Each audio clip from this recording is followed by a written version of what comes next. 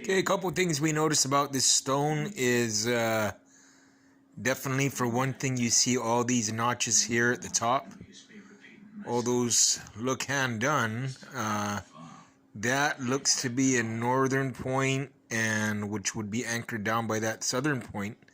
Another observation that you could see is that this is almost a near perfect circle, whereas on the other side, you could see that it's a little bit lopsided.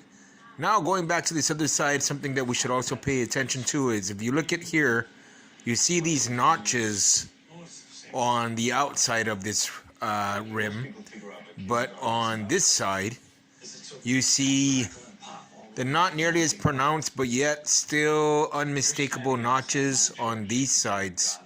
And then you see what looks here to be a carving of a bird. So remember that northern point and that southern point that we have on these sides?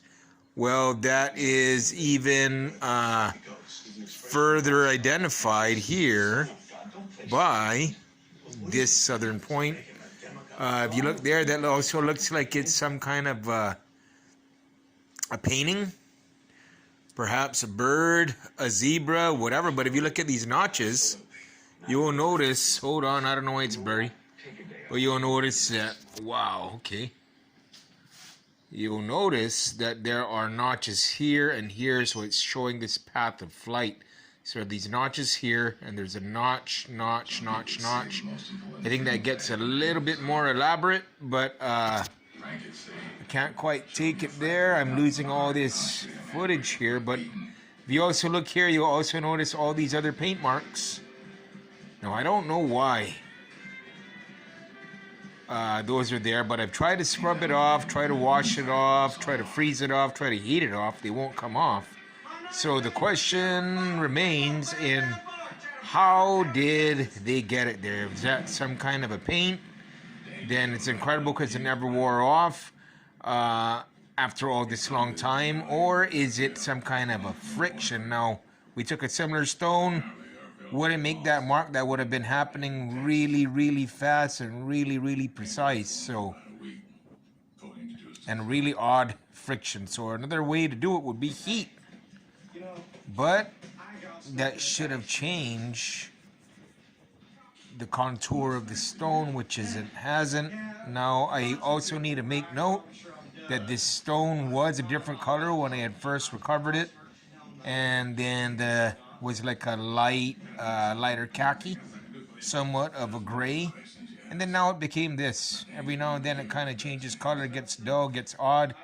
Sometimes the surface gets smoother, sometimes it gets rougher.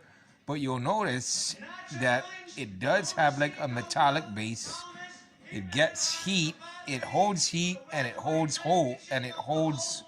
the cold really, really fast. So there is some type of metallic blend here. I think it's clay, maybe it's not, but if you see those shines, if this is clay, that technique of that shine is a technique called burnishing, which would have to be very intentional, where you take a smooth object to smoothen that out. Now, if that's not if it's not clay, then what kind of stone is it? How did they shape it? How did they carve it? How did they incise it? How did they paint it? And boy, well, that's what it is. That is Enoch, recovered in Egypt in March of 2019. Might have been March 16th, I believe, right by the pyramids. It will be great to figure it out, see what it is. There are different, more details, looking for a matching artifact.